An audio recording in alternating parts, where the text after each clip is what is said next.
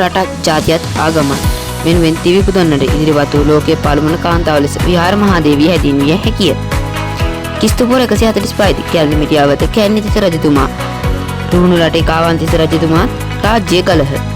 කැලණිතිස්ස රජතුමාගේ සොහොරු උත්තිය කුමරා කැලණිතිස්ස රජතුමාගේ බිසව සමග රහස් සම්බන්ධතාව පවත්වාගෙන ගියේ.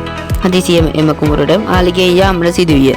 රජමාලිගයේ නිරතුරුවම දවල් දාණය සඳහා භික්ෂුන් වැඩම කළ අතර භික්ෂු වේදාරියෙකු අත උත්තිය කුමරයා රජ බිසවට එවනු ලැබූ ලිපියක් බිසවට ලැබෙන ලෙස දැමූ විට එය රජු දෙක අල්ලා ගත්තේ.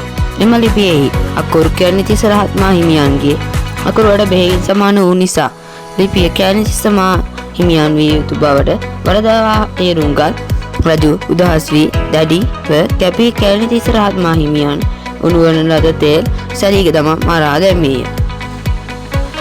මේ කළ අපරාධය නිසා අහස පොළව කම්පා වී මහා වැස්සක් රස මුහුද ගොඩ ගලන්නට පටන් ගත්තා. රජතුමා වහාම එමෙති මණ්ඩලය සමග මේ ගැන කතා කළ පිටතේ තීරණය කෙරුණේ මේ ශ්‍රාවයෙන් මිදීමට තරුණ කුමාරිකාව මුහුදට බිලිදිය යුතු බවයි. රජුට සිටියේ එකම දියණිය. රජතුමා දියණිය මුහුදට බිලිදීමට අකමැති වුවද මේ මහා විනාශයේ රට බේරා ගැනීමට මුහුදට බිලිවීමට දියණිය කැමති වුණා. විශේෂ ඔරුවක් සාදා කුමරිය ඒ තුරට දමා ඔරුව මුහුදේ පා කළා. කුමරියගේ මේ එඩිතරකම් දෙක හැමදෙනාම මාදිරපත් වුණා. තවත් අයෙක් අඩා වැඩුවා.